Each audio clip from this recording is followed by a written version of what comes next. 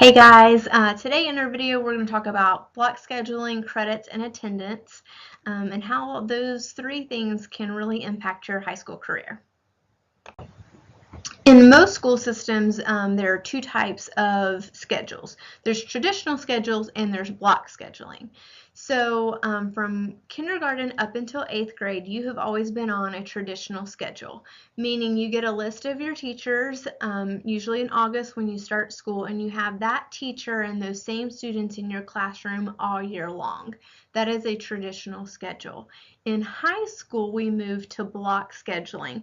At Cleveland High School, we have block scheduling, and so do most of the high schools in the surrounding area. The way that that works is that you will have 8 classes total for the year, and we split those up into 2 semesters. So you have 4 classes in the fall and 4 classes in the spring. So in the fall is what we consider August until December. In the spring semester is January until May. So if you look down here, I created a schedule that most ninth graders would have. It's a pretty common schedule. You'll notice that I put on the screen here, each class is 90 minutes long, so it's an hour and a half long. In the fall, you could have English, foundations of algebra, art, or wellness, and you'll see that I'll put the blocks on top, first block, second block, third, fourth, and then each one of those classes in 90 minutes. So in the fall, you'll get a schedule. You'll start that in August, and then in December, you will take your final exams right before Christmas, pass your exams, and then you've earned 4 credits towards graduation. In the spring, you come back, or in January, you come back. We'll give you 4 new classes. In May, you'll take your final exams, pass all of your classes, and you earn 4 more credits for a total of 8 credits. One of the biggest benefits to having a block schedule at the high school level is it gives you an opportunity to earn more credits towards graduation and an opportunity to take more classes that you enjoy. Some of the other benefits to block scheduling is that maybe in the fall in your schedule you may only have a class or 2 with a couple of your friends. Well, in the spring you get new classes and you might be able to have more classes with your friends. In the fall you might have first lunch, and in the spring you might have third lunch. It gives you an opportunity to meet new people. We have 1,600 students here at Cleveland High School currently. And so what I like about block scheduling is because you get new classes, you might cross paths with other people that you might not normally cross paths with them and build friendships. The science classes particularly love the 90 minutes because they do a lot of experiments. It's also not uncommon in wellness class to go for walks on the greenway, and so that's just a good opportunity to be able to get out of the regular classroom setting, and having 90 minutes of classroom instruction time allows us to do those kind of fun things. So this is probably one of the areas that will be one of the biggest changes for you guys. You've heard me mention already a few times the word credit. So what a credit is when you pass a class, you earn a credit. To graduate from Cleveland High School, you have to have 28 credits. Earning a credit is not just a Cleveland High School thing. It's actually the state of Tennessee says in order for you to graduate, you must complete these classes.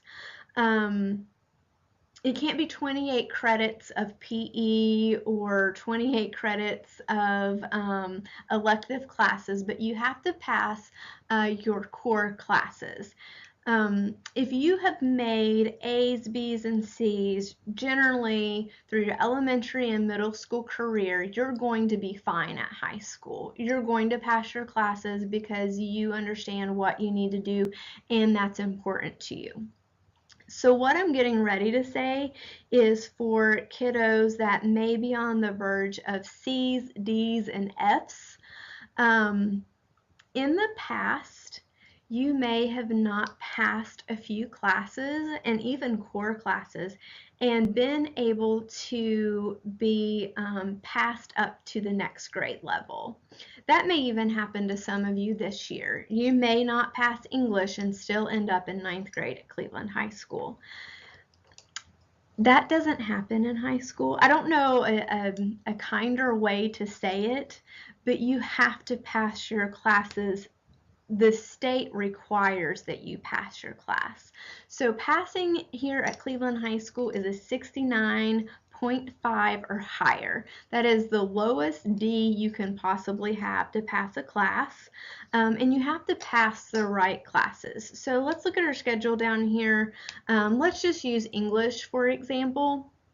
If you don't pass English in your first semester here at Cleveland High School, what I do is look at your second semester classes and I pick something like STEM or health science that is not required by the state, and I take you out of health science and instead you take English again. So the consequences of not passing classes and not earning credits is a lot different than at middle school. Or, for example, let's say in the spring you have physical science and you don't pass physical science. Because physical science is a core class, you end up having to take it in the summer. So it's just a little bit of a different take on your classes here at the high school. Our attendance policy at Cleveland High School is very similar to the attendance policy at Cleveland Middle School. There's just a few, I think, small differences. I don't know if you have tardies at the middle school, but at the high school, when you're late to class, that's what we call a tardy. When the bell rings, you have 8 minutes to get to class, and at 6 minutes, we give you a warning bell to let you know that you need to hurry up and get where you need to be. So as part of our attendance policy, if you have 3 tardies, that equals 1 unexcused absence. And then the rest of the policy is as follows.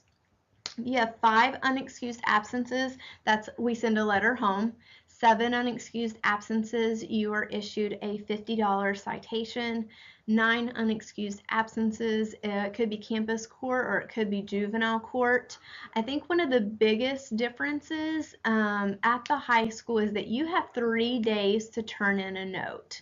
So for example, if you're sick on Monday, then Tuesday, Wednesday, Thursday would be your last day to turn in a note. If you come in on Friday and you turn in a note, the attendance secretary will not take it. She'll might throw it away, or if you drop it in there and she looks and it's past the 3-day mark, they don't take them. So the best rule of thumb is as soon as you come back from being absent, you need to make sure that you're turning in a doctor's note or a parent note. Along those lines, you have 5 parent notes per semester. So you get 5 in the fall and 5 in the spring.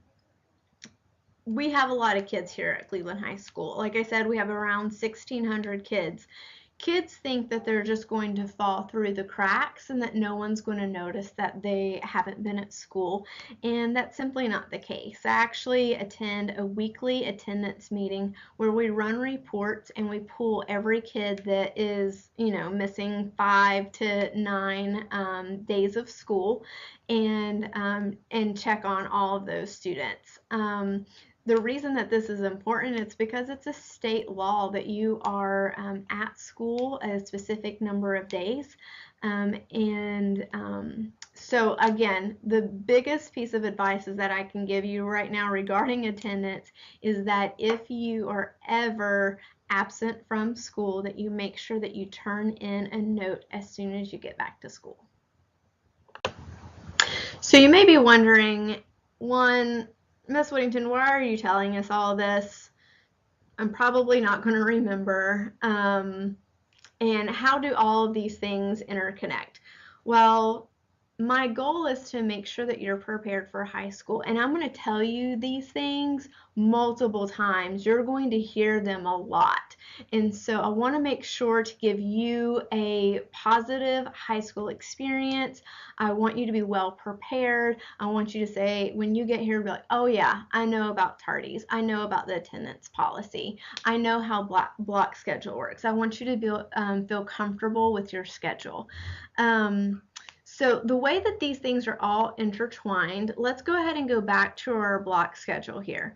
Remember, I said they were 90 minutes. Your current classes are 45 minutes. So in block scheduling, one class is actually like missing two classes. So when you miss one class of English, it's like missing two classes of English.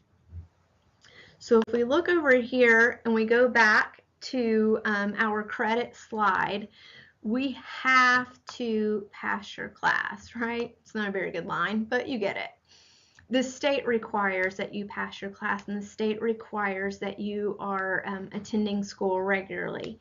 If you miss a lot of school, then you're going to miss a lot of instruction time, and you're going to miss a lot of work. And getting all of that makeup work can be a lot, especially if you're missing excessive days. And then it's easy to fall behind. And the more school you miss, the more likely you are not to pass that class. Again, if you're a good student and you're here, or even if you're struggling in a class, like there's always teachers that are going to help you, but being here is what's ultimately going to help you pass your classes, which is the ultimate goal, is to graduate, right? And in order to graduate, we have to pass our classes, and in order to pass the classes, we have to be at school. All right, so here's just some things to remember. Attendance is really important. You need to be here. You need to turn in your notes as soon as possible. Even though we do have a large school, and I know that this video was a little bit heavy, maybe not the happiest of videos. I don't want to, like I said, I don't want to scare you. I just want to give you some information about some things that are different here so that you are better prepared. We want to help you reach your goal. So if you're struggling in classes, we have free tutoring every Mondays and every Thursdays after school. A lot of teachers will stay after school and help you if you're struggling and maybe you can't come on Mondays or Thursdays. And then the most important thing is if you get here and you're not sure about where to turn in your attendance notes, or you're not sure how many days you've missed or what your grades are, so that you always ask for help. You can always come to my office. You can always come to Mr. Riggins, who you're going to meet a little bit later, and we will always do anything that we can to help you. Just some other reminders is that the 9th grade information meeting is on Tuesday, March 28th at 6 p.m. here at Cleveland High School. So hoping that you are planning on attending that. Also, our next video, I'm going to be talking about classes, which will be a lot more fun than this one.